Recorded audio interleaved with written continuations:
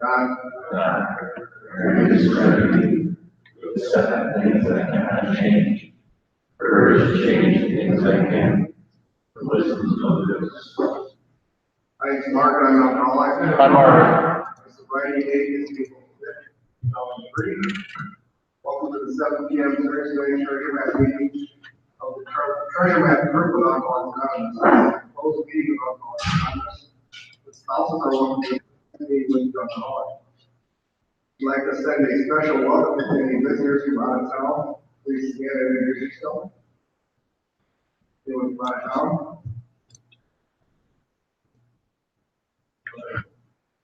Also, anyone who may be visiting the treasure map meeting for the first time, please stand here.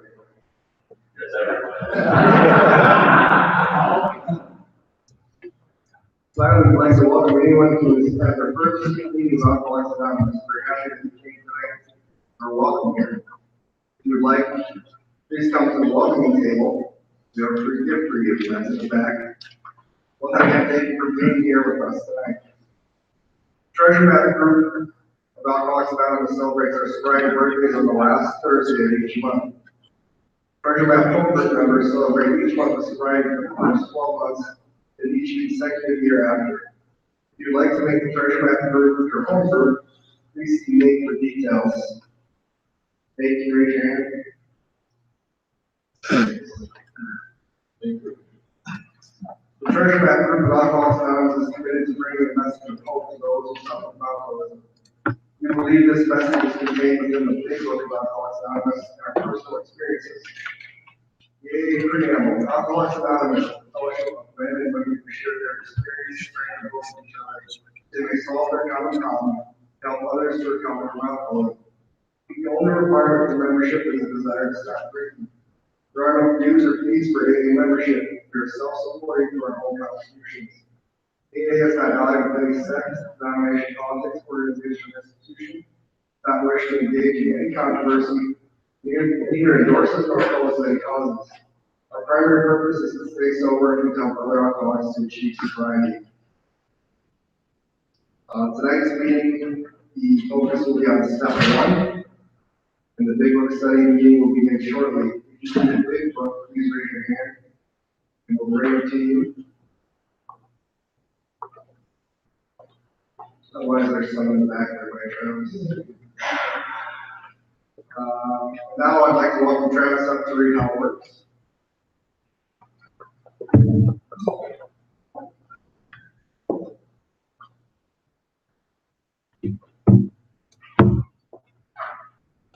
My name is Travis. I'm an alcoholic.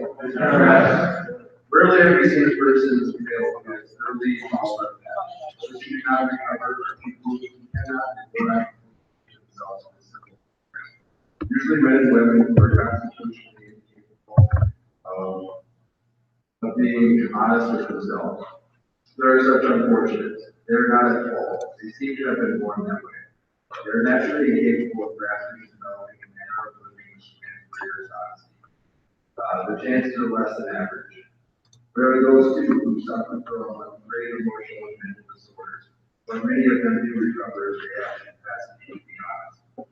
Our stories disclose in general ways when we used to be about what we used to be like, what happened, and what we are like now. You have decided that you want what we have, are willing to go to any length to get it, and you are ready to do these certain steps. But some days we fall. We thought we could find an easier solid way. But we cannot. With all the earnestness at our command, we beg of you, fearless and still from the very start. Some of us have tried to hold on to our ideas and resolve our goals.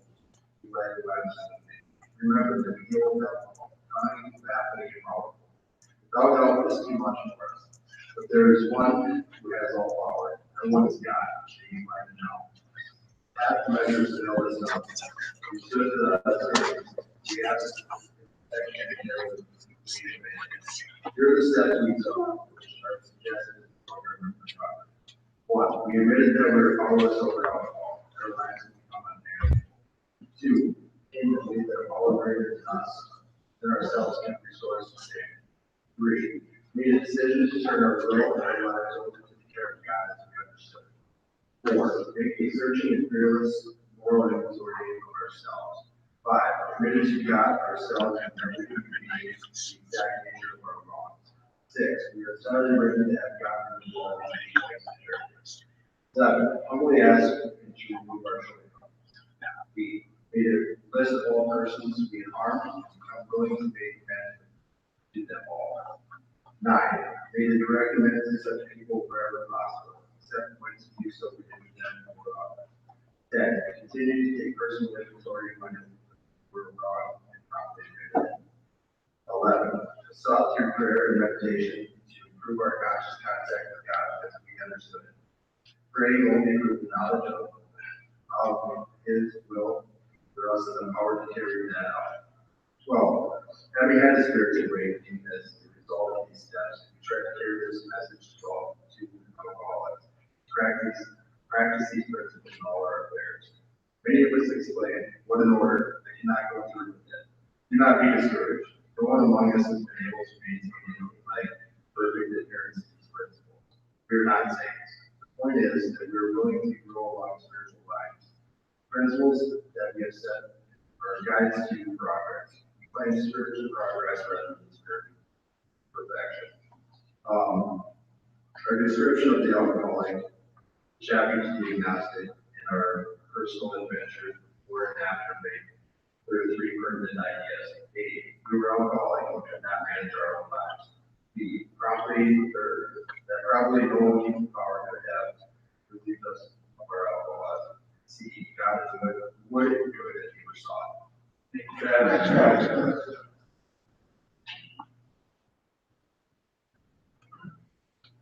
Now please welcome Jason Green to all Christians as we pass the basket.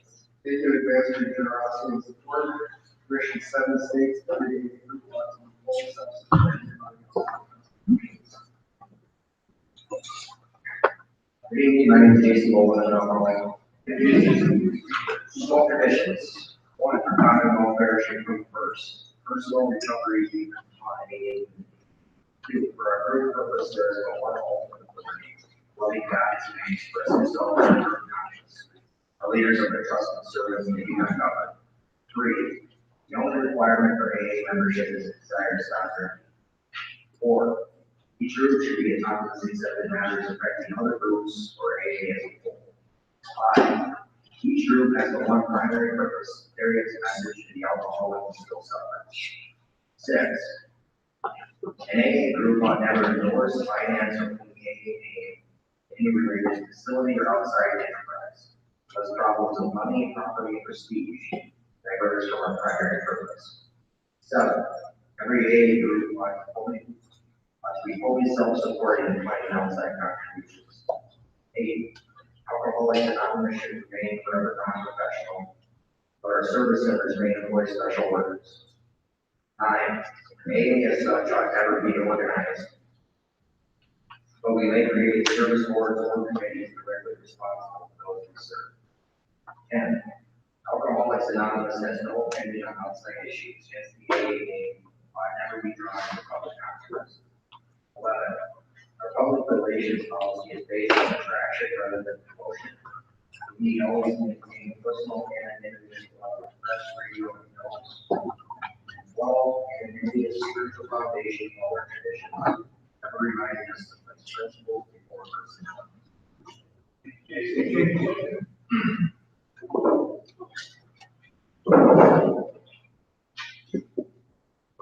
All right, now it's my pleasure to introduce our facilitator this evening, Mike Key.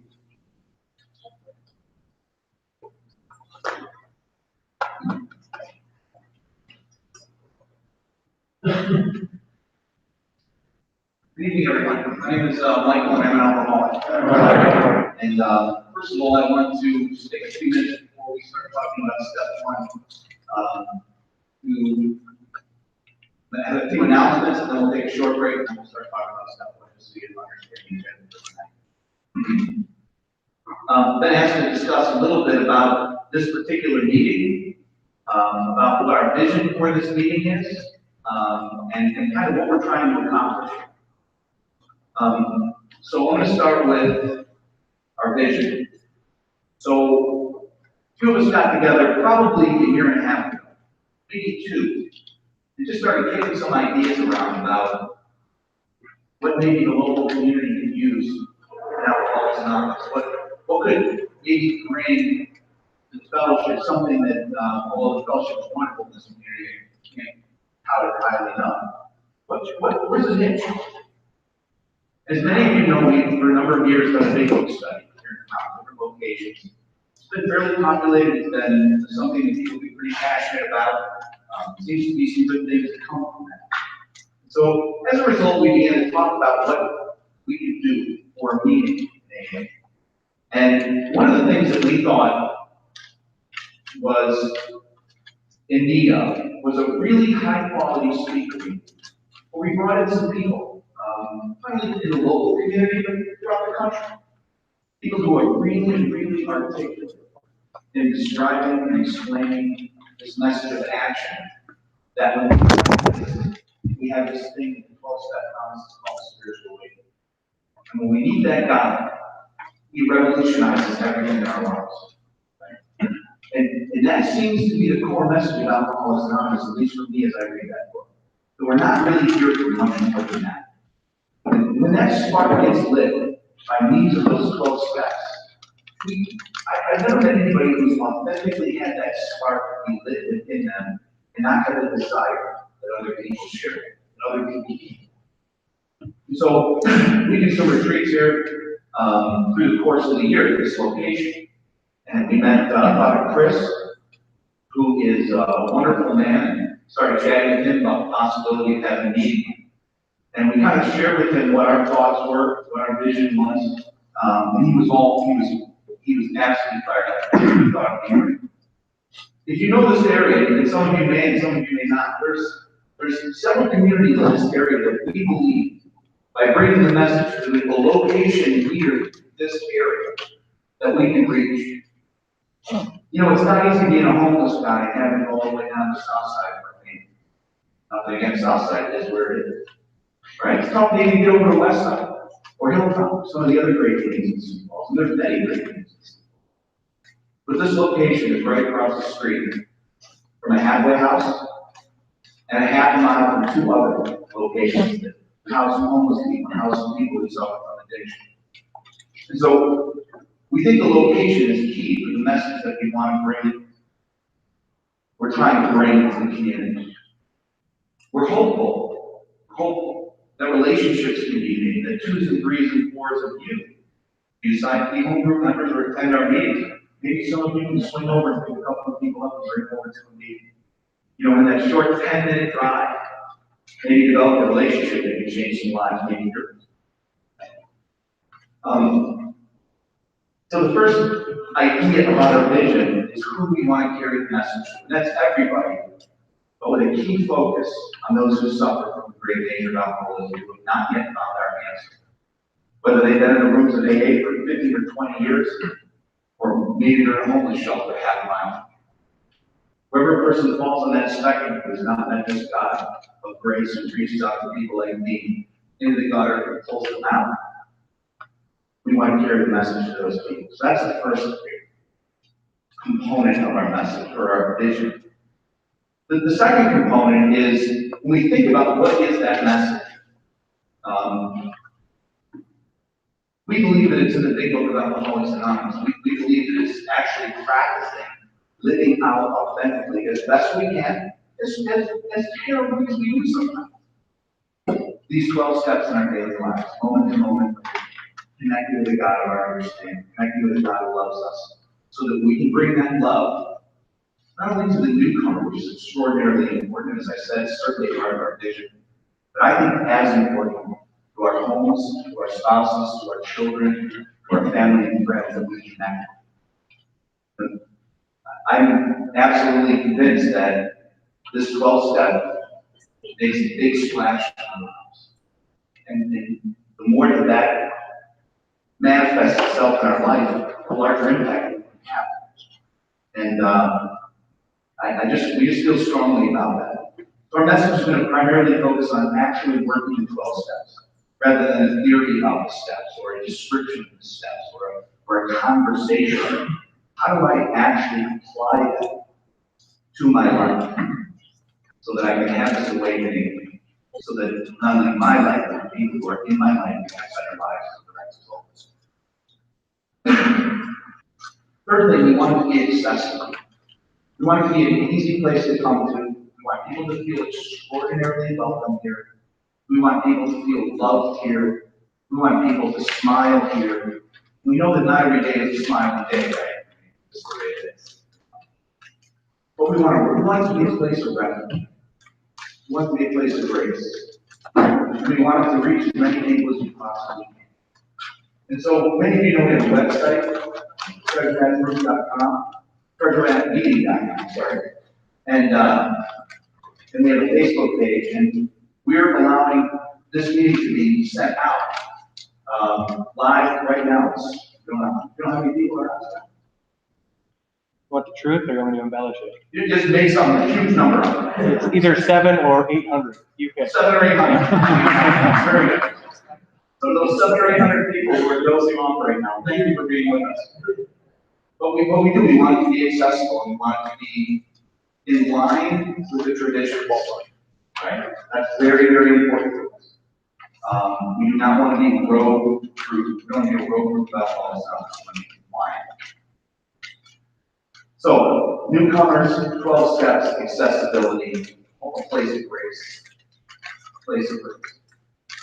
If that interests you, if something that you heard there makes you feel like, I want to be a part of that. We would love to have you. This is your own decision, but make this your home group. Right? We're going to sign a sheet over there for home group members. We celebrate birthdays for home group members. If you don't give another home group, then that's when you prefer to keep that. That's fine. You're always welcome. Right? But we're going to do everything we possibly can in our power to try to develop a really high quality speaker with some of the best articulators of these steps and this big book, so that the global community can take home those tenets and apply them to their lives. Right? So this week, as I said, after a little break here in a little bit, we're going to talk about step one. What do the big book say about that? What does that actually mean? What do the words mean? What is it?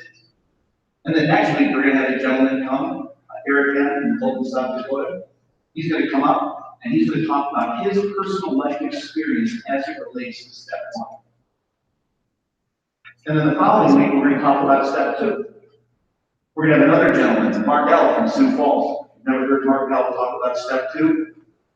It's phenomenal. That man articulates step two like nobody business. And then we'll see where three goes. We have some special things coming down the road. We really want to bring in some of the finest speakers around the country to help us understand this. So that's this meeting. Shooting off of that meeting, what we would like to see, and this is up to God, he gets to make this decision. We think that alcoholism is a family disease.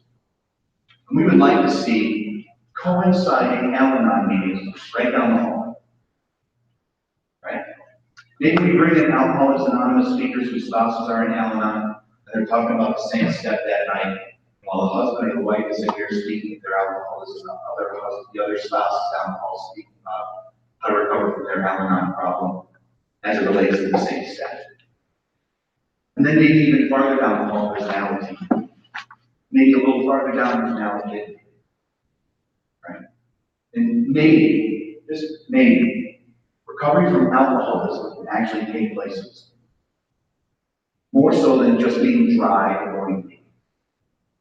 Because I think as I read this book, it promises me way more than just not drinking. It promises me way more than filling my life and my time with eating attendance when I used to drink. I don't think this is a substitute program where I substituted drinking and time spent in the bar to now not drinking and time spent in the meeting. I don't think it's a substitute program. I think it's a life destruction program coupled with a rebirth. So it isn't that God takes a broken person and puts some bandages on them. Hopefully they heal up. I think As I read this book, as I try to study this book and understand what it says, become a student of it if I can do that, right? If I'm understanding what I'm trying to be a student of, I think I hear this. Like, the second half of step one is true. You walk. That your life is unmanageable, regardless of what you drank. And I won't get too deep into it because we'll cover it here in the second half of the meeting, but the idea that it doesn't say my life was mismanaged. See, if my life was mismanaged, then that means I had a chance at making it work. I had the power to do that. I had the ability to do that. I had the wisdom to do that. I just made some mistakes. I mismanaged. Now what it says? It says my life is unmanageable. Therefore, I need a new manager. And I think in my experience with the men and women that I've met in this program, they've done these steps. They've met a God that manages their life for them. It's extraordinary. That's the kind of thing we want to bring to the community of Alcoholics Anonymous. And we're going to do that. And we're going to do that whether 2 people show up every week or whether 700 or 800 are online. Doesn't really matter. Because we think that the message has to come, not us. Not us. Message has to come. Did I forget anything, Scotty? No? Are there any questions or thoughts about some things? This is a little unorthodox, but it's our first meeting. We're going to be sort of unorthodox for the next few weeks until we can have the people that come kind of understand what we're trying to accomplish so they can decide if they want to join us in the adventure or not. So it's going to be a little unorthodox in the first quarter. But are there any thoughts or ideas or questions from anyone out here that about the meeting or about our vision or about who we are or what we're trying to accomplish? Yeah. What do you need help with? What do we need help with? What a great everything, Pat. Literally, I mean, from setting up and taking down, helping us with coffee. We have an extensive set of goals for our technical side of things. We have an extensive set of goals for, we're going to try to create what we call a 12-step committee, right? The 12-step committee is, whomever that happens to be, I'm going to be on that committee, but whoever else decides that they want us to be the home group and join us in that service work. Our job is going to be to reach out to some of these homeless shelters in the local area, make sure that they know that we're here, see if they need a ride with me. We're going to be reaching out to treatment centers and making sure that the treasurer of that meeting of Alcoholics Anonymous has a scheduled appointment to be there to show up and to carry the message of aid for those people. The 12-step committee will, will also be involved not only in treatment centers, but other kinds of outreach for the medical community, perhaps, the legal community, perhaps. What can we do to serve, right? The standard Alcoholics Anonymous meeting positions, right? GSOs, and Randy's going to be our treasurer. He's brilliant with money. By that I mean he's a reformed extortionist, so that works out well for us. Just kidding. Not reformed. Right, so I think really strong base in some of the very time-consuming positions, right? And those are the people that are sort of committed to got this ball rolling. But we're looking for help. We're looking for help. So if your heart yells, hey, I've been longing to be a part of something bigger than just me. I've been longing to be a part of a meeting where I can actually make an impact on the recovery community in Sioux Falls. Maybe you're home. Maybe you're home. And there's a list of committees here that I'll read as long as you have brought up questions, and I'm this a little later. As long as you brought up, have all of the prominence. So set committee, greetings. We want this to be a place of grace. If you like shaking hands and you like smiling at people and telling them they're welcome to be here, we're glad you're here. That might be the one for you. Simple things like being a coffee genius, right? We all know how to make coffee, but everyone in AA is like, it's terrible coffee. There's something beautiful about a rock cup of coffee in AA, right? So if you can make bad coffee, we would love you. Assistant treasurer, Randy could use an assistant. He's going to hold that position for quite a while, just being a startup, but learn these processes to learn what he does could be helpful for him long term. Again, GSO, intergroup representatives, literature, grapevine committees, treatment center, correctional facilities, right? Again, the technology program, the 12-step committee. So there's all kinds of things, right? Your heart's yearning to carry a message, and this may be the place. Any other thoughts or comments, questions? Here's what we're going to do. It's about 7:30. So we're absolutely spot on for what our schedule is tonight. That's good. We're going to take about 10 minutes. There's coffee.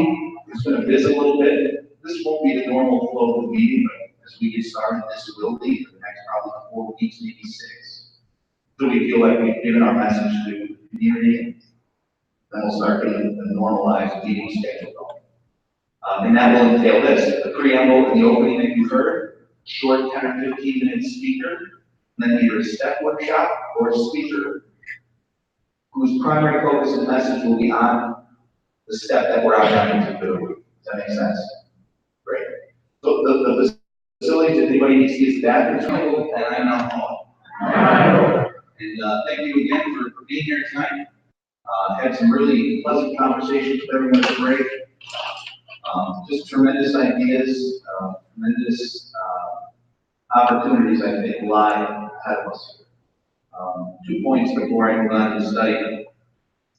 One is, one of the things we didn't chat about in terms of the committee that a lot of people have reached out to is fellowship. How do we plan events as a group?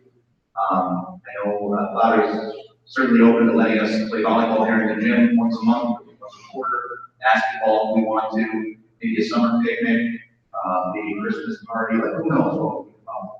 But we need minds, we need people and ideas to help.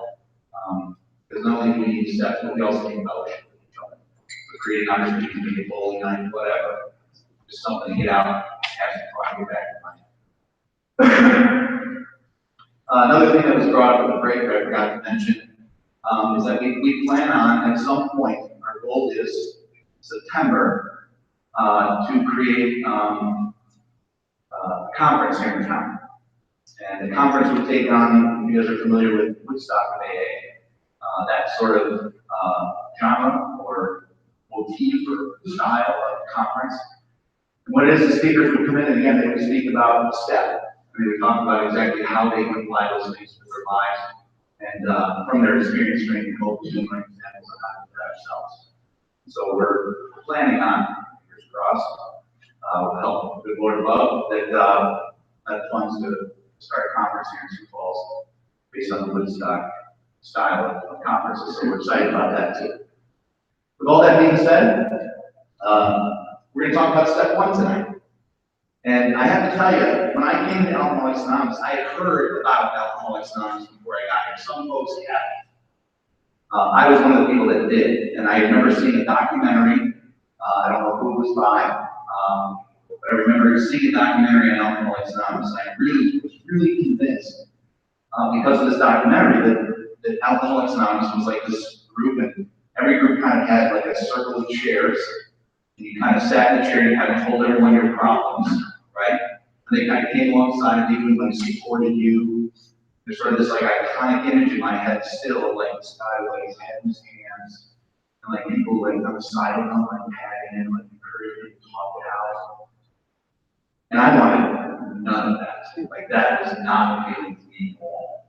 And I also sort of remember thinking to myself that there were at least 2 kinds of people that I would see in AA. One was sort of hippie dude, right? We kind of had the tie-dye shirt on, long hair growth, mid-back hair, and like whatever you said, you like say things like, "Do that totally." That's awesome. And then there was like the other guy, and he was sort of the homeless guy without teeth, like that nasty like nicotine stain on the 2 fingers from stealing people's cigarette butts out of the garbage or whatever. And then there was like the intellectual guy, who wore those sweaters with like the leather badges on his elbows and smoked a pipe. No matter what, I was positive that I was going to see those kinds of people in AA. And 26 years later, I got to say I've seen so many additional kinds of people. But I saw those kinds of people. But I saw all kinds of people. I saw attorneys and doctors, stockholders, and tuck pointers, and maintenance guys, and nurses, and bus drivers, and moms who take care of their kids all day. I saw all kinds of people. I had really diagnosed Alcoholics Anonymous wrong. And as I came to understand, I diagnosed myself wrong as well. See, when I got here, not only did I have a wrong definition of what AA meetings were going to be like, I also had a wrong definition of alcoholism. I equated alcoholism to drunkenness. And I truly believe that what I had was a drinking problem. I mean, I believe that to the core of me. And I gotta tell you, I could not have done more wrong. Now that sounds odd, but it's 100% true. I didn't know it. I really believe that alcoholism was defined by the amount of booze that I drank. And it's not. So think of all the people here tonight. Those 700 or 800 people online. To whatever. Whatever.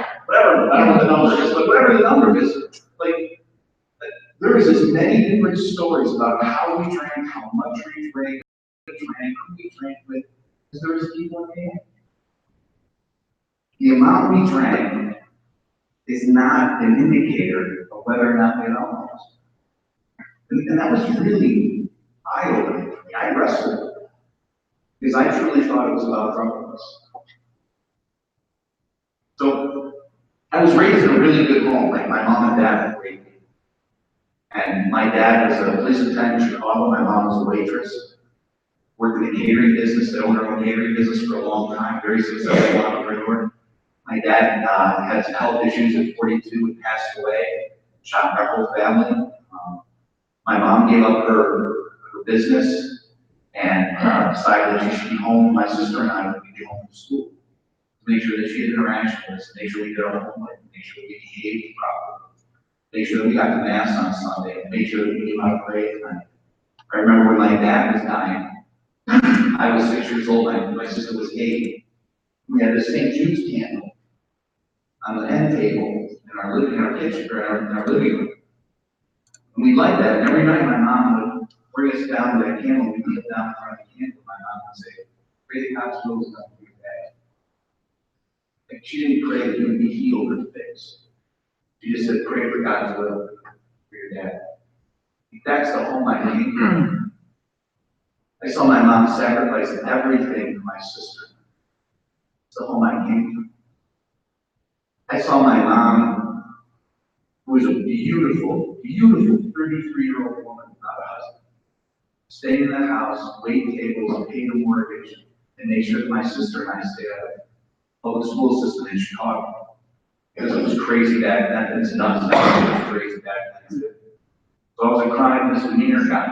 She allowed me to go to public school and now be a chronic felon. So she helped me a lot. But I got angry. I got very angry. I got angry at life. I got angry at my mom. And I got angry at my dad. I got angry at God. Really angry at God. And when I was 12 years old, I discovered alcohol. And then to this day, I can feel in me the reaction that my body had when I drank it. And I got it every single time I drank into this. It was guttural. I had no idea how tight I was on the inside until after the kid goes to Budweiser. No idea. I only knew the piece after, but I had lived with the tightness so long that was normal. I had no idea what was wrong. Bit of a hyper kid in school. I was the tapper. He's having some dynamic. I was this guy. Couldn't sit still, didn't step balls, with the girls, couldn't sit still no matter what. I was the kid that was told, like everyone else in the class, tomorrow we're going to have a test on chapter 4. Take your book home, do the study questions, will be fine. 29 kids bring their book home. And I come out of some days that I've often lived in, halfway home from school, panic, going, oh crap, I missed it. And I lived, what am I going to do? All evening until the next day at school. But the tall kids like look over their shoulder, try to cheat, try to figure it out. Not that I'd tell anybody I had done it. And I learned very early on in my life to keep secrets. I learned very early on in my life to not tell the truth. Because if somebody saw me for what I really was, I knew exactly what they would do. Reject it. You see, I hated me. I hated me. There was no way I was planning on sharing who I was with you, because if I hated me, there was no doubt in my mind that you would too. I mean, if I didn't want to be around me, why the heck would you want me? And I lived with those knots forever, as far back as I can remember. At 12 years old, when I took that swig, I got felt normal for the first time. I wasn't drunk. I was even close to drunk. And I gotta tell you, that experience and that first experience followed me all through my teen drinking, all through my early adulthood. I longed to live right there. I could just stay right there. You have to start speaking about it. But I couldn't stop it. I got into all kinds of trouble. I mean, all the things that we all know about, right? You know, vomiting next to an American Standard logo on my highest moments, right? Waking up with urine stained Levi's, you know? Occasionally in the back of a police car. More often making people I love cry because of the things I said to them. Hurting people around me. And justifying everything that I did on their behavior. Slowly, every time I did that, I moved another, inch and quarter away from God. When you do that for 10 or 12 years, like I did in my drinking, by the time you wake up, you're pretty far from God. And that's where I found myself when I crash landed in Alcoholics Anonymous. I was contemplating suicide when I did. And that gentleman that I worked with, his name is Brian. Brian is still one of my best friends today. He came up behind me and he asked me a question that I heard asked me 1,000 times. And the question was, Mike, are you okay? And again, I've heard that question 1,000 times now. But this day I answered differently, and I can't tell you why. Normally the answer is, yeah, I'm okay, I'm fine, don't worry about it, I got this. Hey, he'll be fine, I'm good, whatever, crack some joke, try to divert the tension in the question, try to divert the answer away. And on this day I just said, no, dude, I'm not okay. And he said, do you want to go to a meeting? I didn't know he was a member of Alcoholics Anonymous. He'd been 12-step with me for about a year and a half, slowly. And I said no. And he said, good, let's go anyway. And I said, all right. And I went to this meeting, they had red chairs. And I thought that was like all the new people. You had a year of sobriety or less, you had to sit in the red chairs. And I thought to myself, like, that is so disrespectful. So disrespectful of the new people. Right? And it was like, hey, they had a newcomers meeting before the regularly scheduled meeting. So we went to that meeting for your first year of sobriety. You had to pick up a red chair and take it into the gymnasium where they had a regularly scheduled meeting. It was anywhere between 250 with that meeting. And the reason they had the new people bring the red chairs in that they were sitting in, so everybody else would know those people were new. So that they could go up to them and say, hey, you have a sponsor, hey, you have a big book, hey, you have a phone number, hey, you have coffee, hey, you have bathrooms, hey, is this the big book we show you literature to? So if you were in a red chair, you were not left alone at that meeting. People came up and walked beside you at that meeting. It's an impressive group. 6-week waiting list to get coffee. 6-week waiting list to get coffee. So I left that meeting and thought, I have nothing for this. This is craziness. And I don't know that I took so breath for about 6 weeks. Then Brian saw me again in the hallway, and I came back to Alcoholics Anonymous. Please God to stay. That was August 27th of 1991. I haven't used drugs or alcohol since then.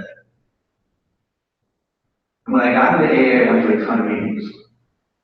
This may mirror some of your story, maybe not, it's okay if it does or it doesn't, this is just mine. But I went to a ton of meetings, and I really enjoyed like relating to those stories and hearing what happened to you. I could sort of put it up against my stories, like, I didn't really do that, and I did this. And early it was hard, because I would hear things that didn't happen to me. I never got a DUI. I talked my way out of at least 4. Right? I used to pass out the bill in Chicago, Cicero Avenue in Chicago, it was time meetings. And I would crash my car at the meeting, I did that at least 3 times. Thank God the meetings were that high, because I could have driven over and killed somebody or myself, but I smashed in these meetings. And dried out donuts for 6 months, and my life was a mess. I never got a DUI, so it's different. Never been divorced, right? So it's different than you. Now, I couldn't get anybody to walk down the aisle with me because I was a drunken maggot. That never occurred to me until I was never divorced, right? I mean, I've never been in prison.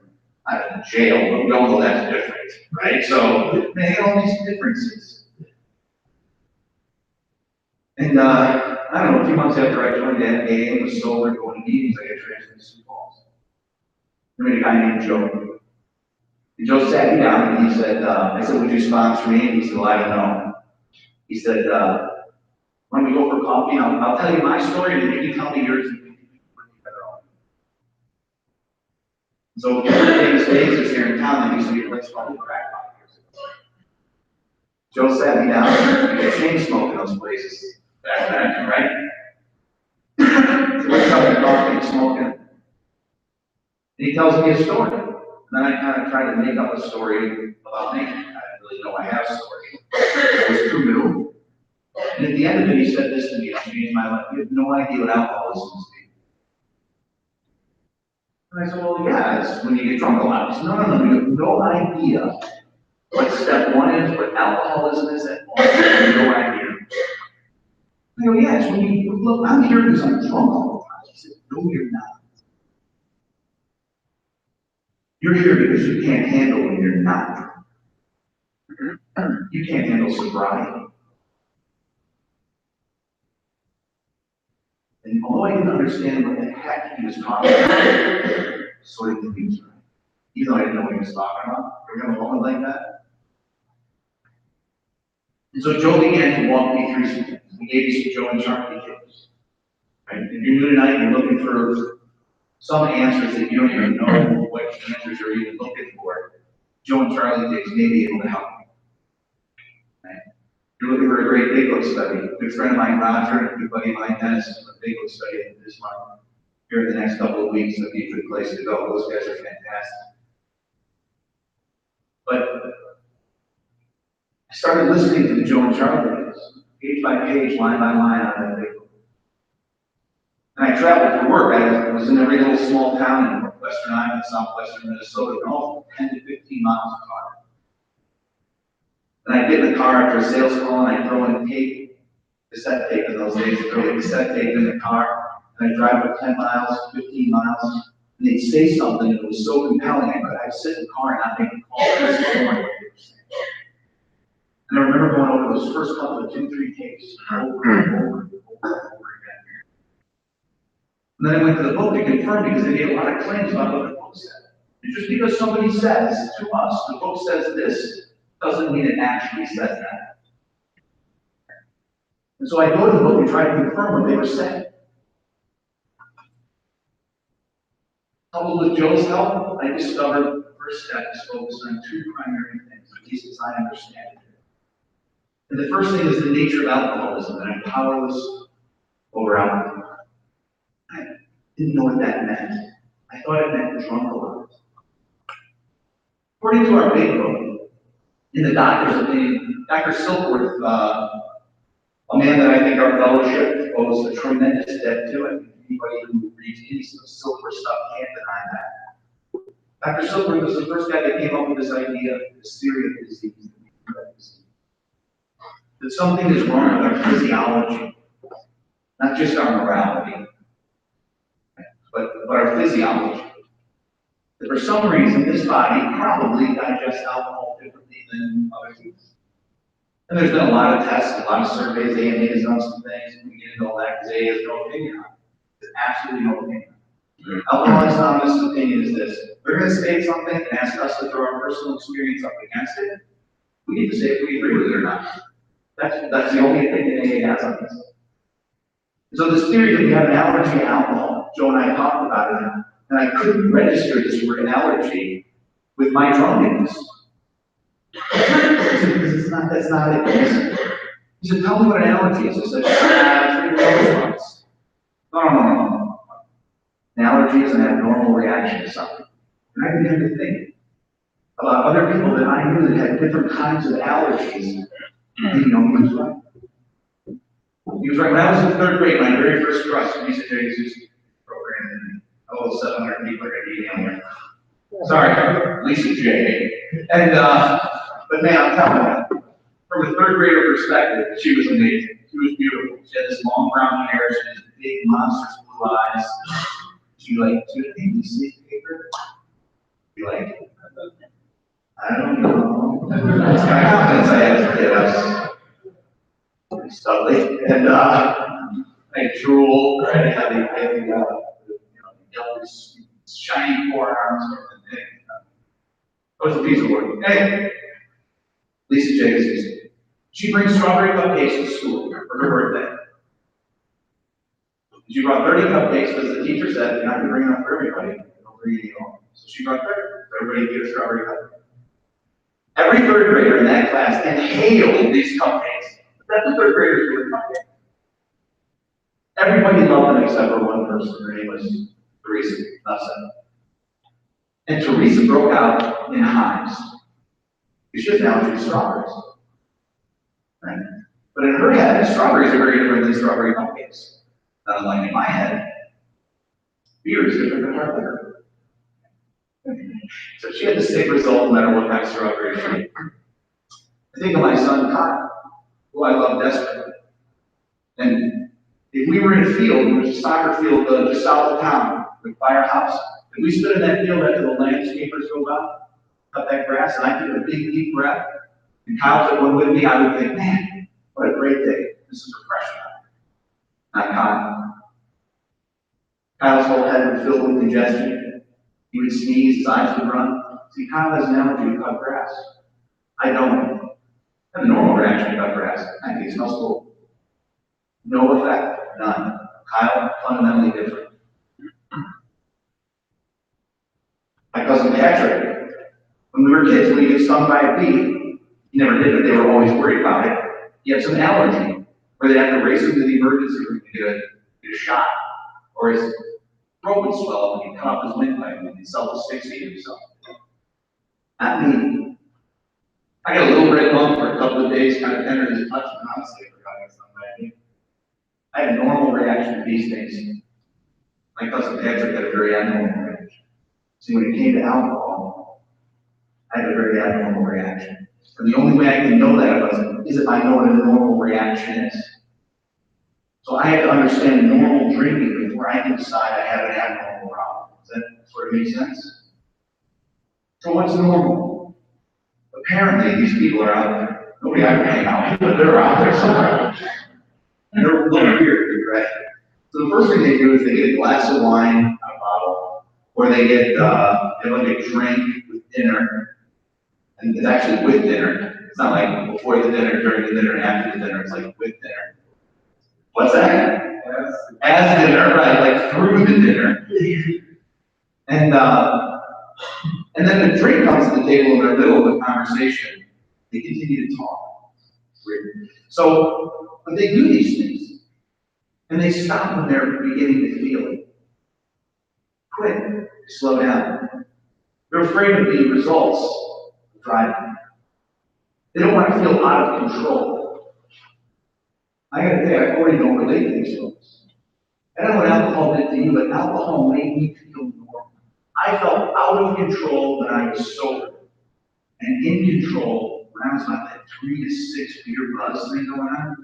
I don't know what it's like, but it's got to be a low grade buzz, don't you think? Not a little bit anything. The problem is I can't stop once I start. And the only way I can show me that that's how I am is by trying to stop once I start. And it's interesting in the big book, we're always telling people, don't go back out, don't go back out, don't go back out. It's interesting, there's two spots in the big book that talk about, find out it's worth it. We'll try some controlled drinking, try it more than once. The only reference to drinking in the big book isn't to not do it, it's to go do it. It's kind of weird. But I think they see some importance in it. I think they see that it's important that I understand that I'm not beaten and bruised, that I'm broken. Because if I don't understand I'm broken, I won't do the work. I'll find another reason why in my case it's different.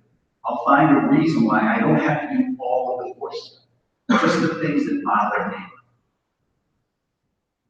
I want to thank all the events, because she was kind of at fault too. I mean, if only she would have, right?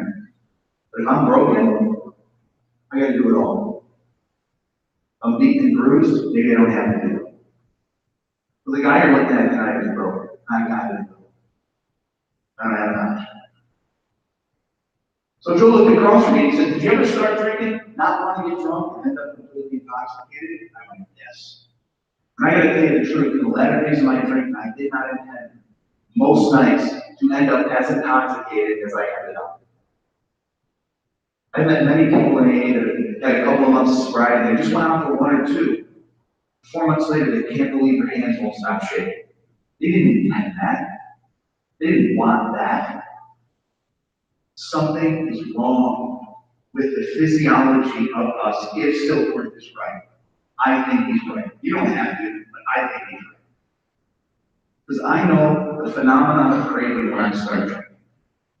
When I start drinking, this body, this mind, will think of almost nothing else. It's drinking again.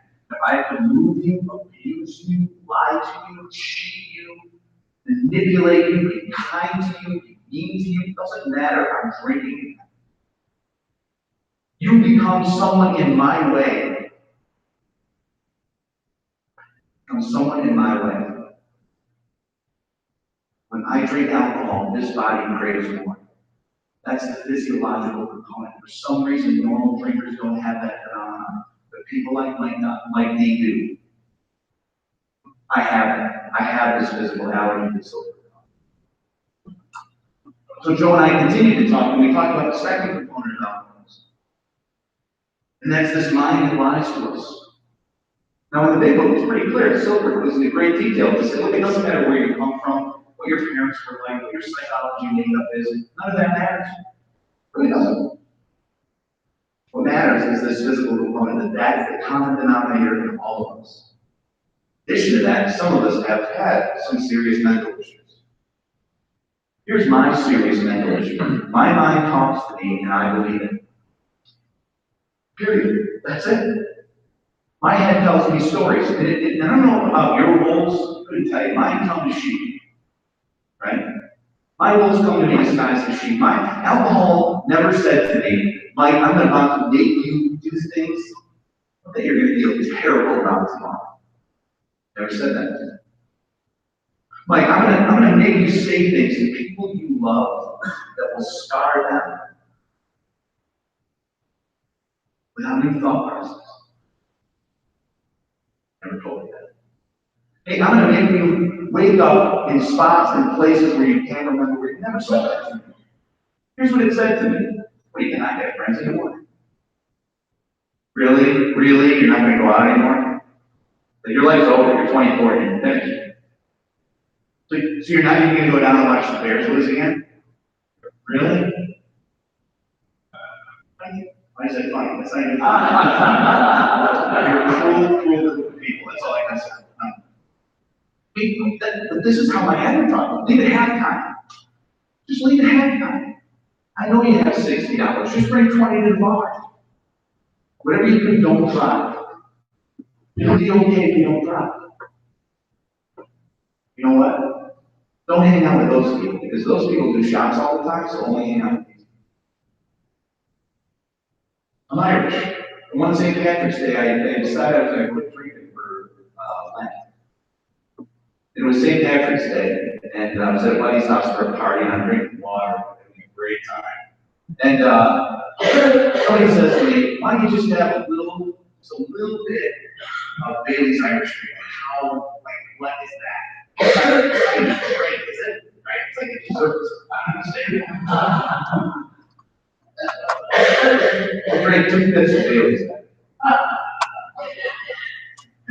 And the Irishman in my left gave was like, thank you very much. Once I start, I can't stop.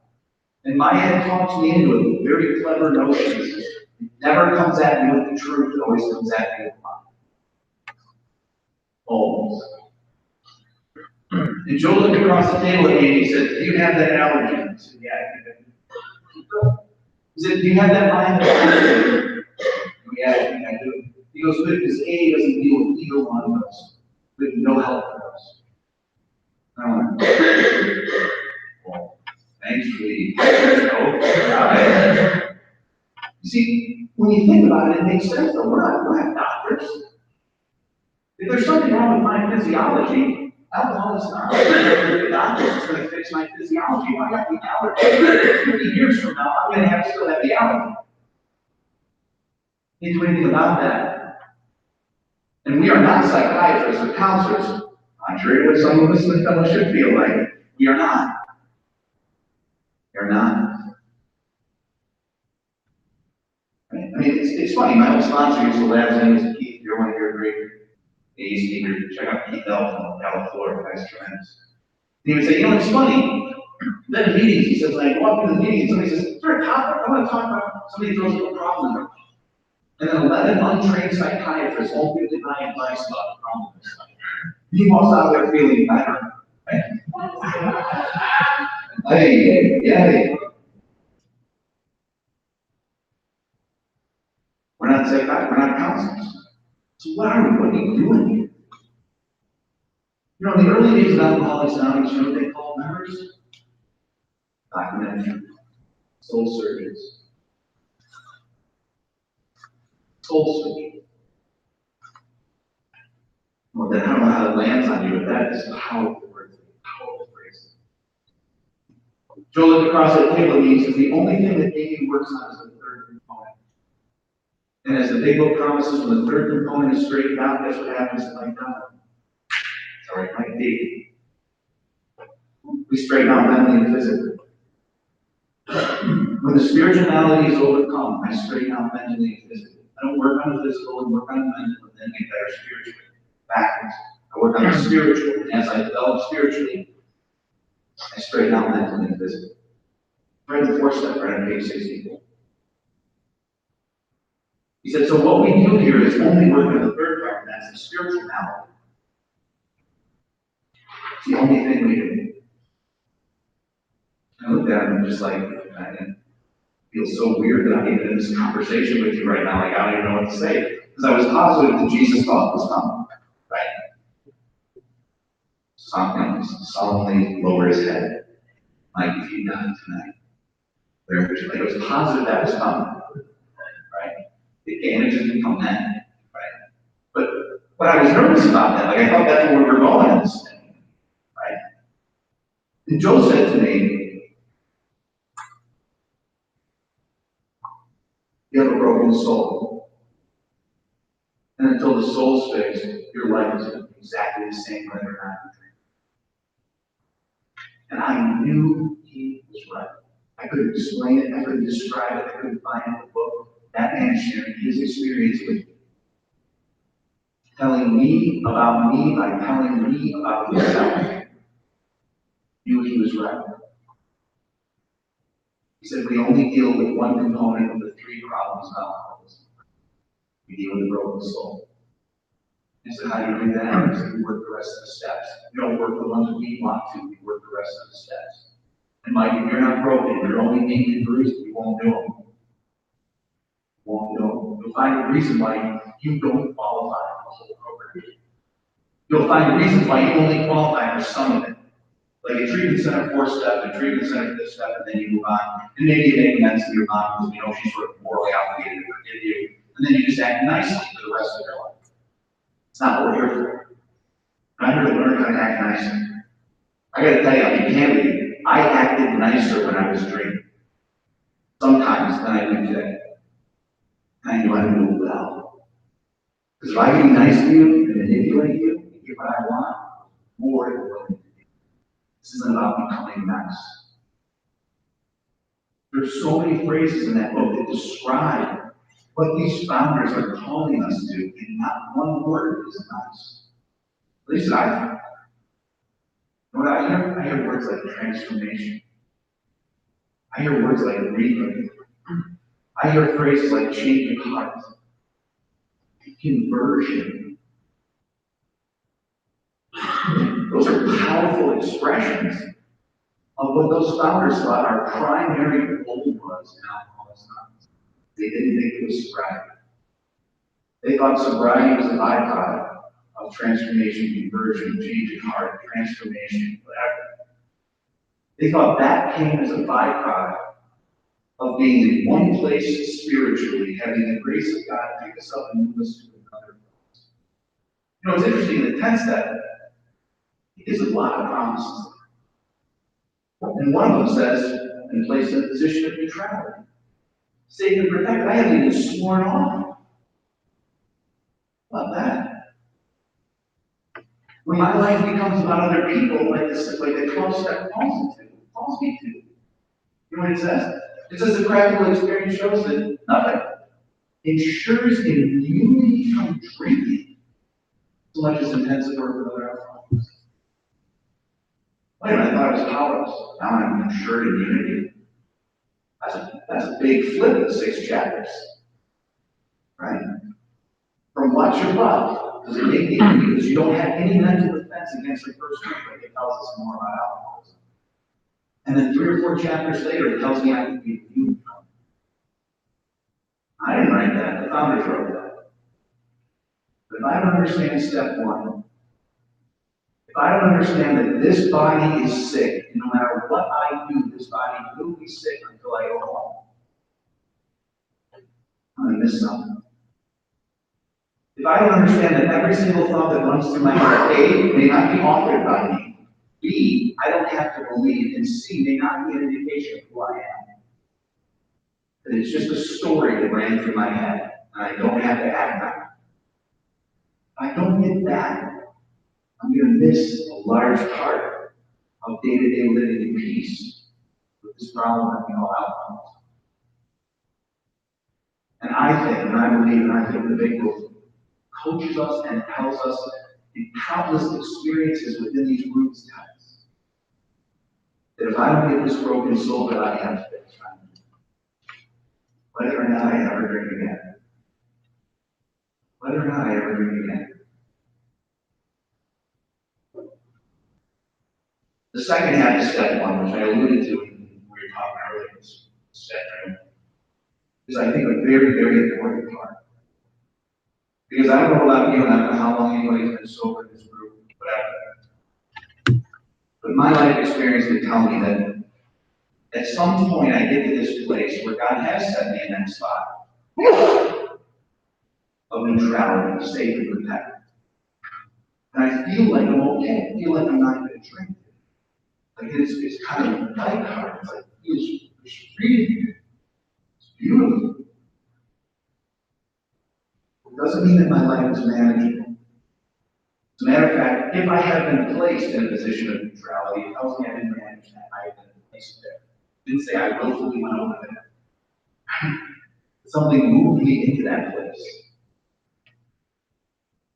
And this idea of unmanageability in our lives is huge. I have the great honor of sponsoring a number of guys. Great honor of doing a lot of things in Alcoholics Anonymous. Just seeing different places and being exposed to a lot of really great people in this fellowship. And today they suffer from the illusion that their life is managed. At different times, at different levels, at different depths, just like me. I can sum up almost every problem I have today under this. I thought my life was manageable. I thought I got this one. I thought I could handle this. It's sometimes even been disguised with spirituality.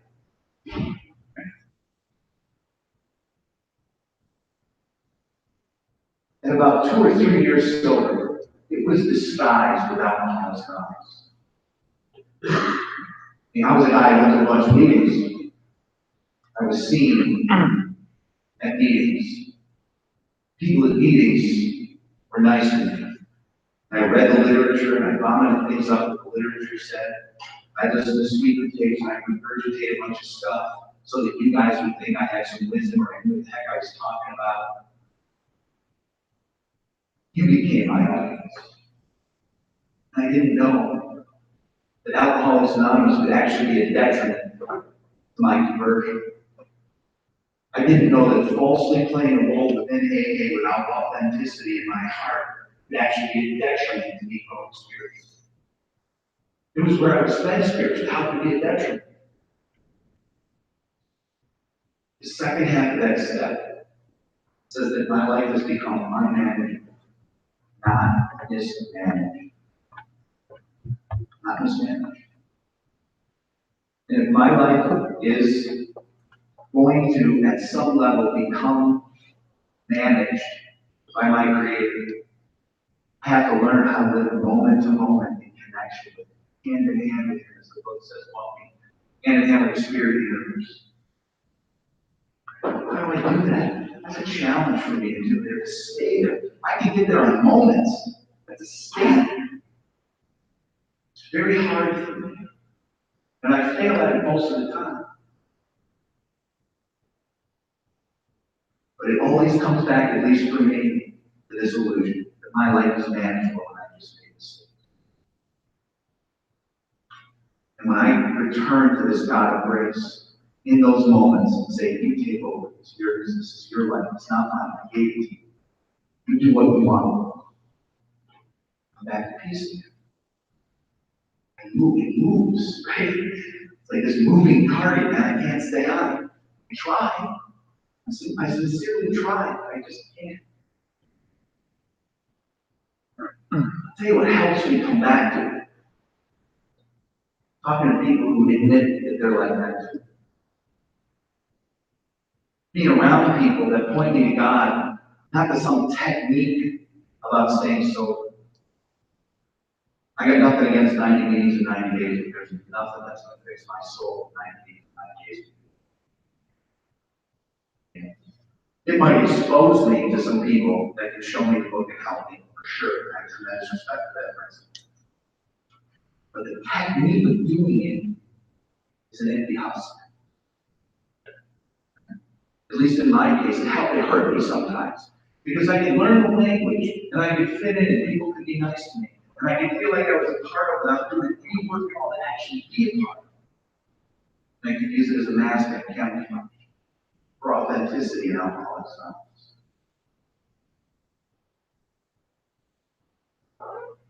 Essentially, for me, there's 4 parts to the first step. One, I have physical allergy and alcohol. This is my physiology, and I got it, and I have it. 2, I have a mind that lies to me. Whether I altered the thoughts or I didn't, I have a mind that lies to me. The biggest problem with that is I sometimes believe it. Third part is I have a broken soul. And the fourth part is no matter how long I'm sober, this life is still in me.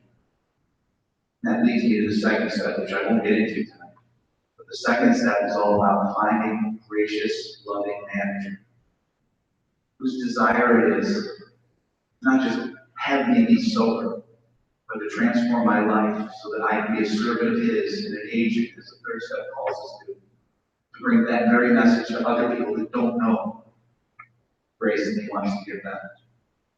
I want to thank you all for being here tonight. God bless you all, and I hope to see you next week. Bring a friend next week. God bless you. Have a good evening.